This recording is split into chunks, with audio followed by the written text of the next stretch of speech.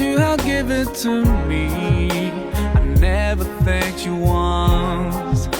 I was too proud to see the truth and prostrate to you, until I took the first step, and that's when you opened the doors for me.